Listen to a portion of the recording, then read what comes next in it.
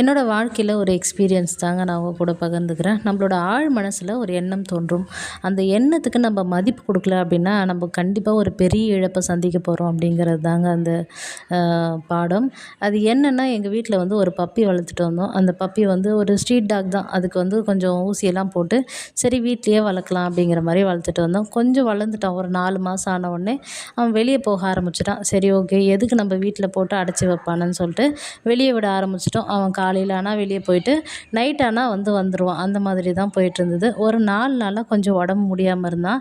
சரி ஓகே, இன்றைக்கி ஹாஸ்பிட்டல் கூட்டு போகலாம், நாளைக்கு கூட்டு போகலான்னு அப்படியே வந்து அந்த அந்த நேரம் வந்து தள்ளிக்கிட்டே போயிடுச்சு. நேற்று நைட்டு தாங்க நான் நினச்சேன்.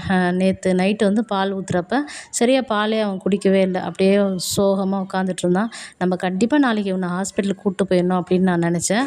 ஆனால் வந்து அந்த அந்த எண்ணத்துக்கு வந்து மதிப்பு கொடுக்காம நான் வந்து பார்த்திங்கன்னா மறந்துட்டேன். மறுநாள் வந்து அதுக்கு இம்பார்ட்டன்ஸ் கொடுக்காம மறந்துட்டேன். மறுநாள் நைட்டே அவனுக்கு ரொம்ப உடம்பு முடியாமல் போயிட்டு சாப்பிடவே முடியாமல் ரொம்ப கஷ்டமாக போயிடுச்சு. சரின்னு சொல்லிட்டு விடிகால ஒரு சீக்கிரமாக எழுந்திரிச்சு ஹாஸ்பிட்டல் கூட்டு போகலாம் அப்படின்னு சொல்லிட்டு கூட்டு போனோம்.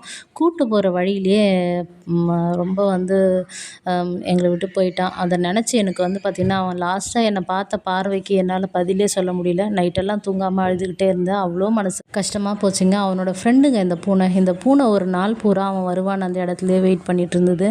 மனசே தாங்கலை. என்னடா இப்படி தெரிஞ்சே தப்பு பண்ணிட்டு மனசு உறுத்திக்கிட்டே இருக்குங்க. கண்ணை முன்னாலே அவன் நினப்பு வந்துக்கிட்டே இருக்குது.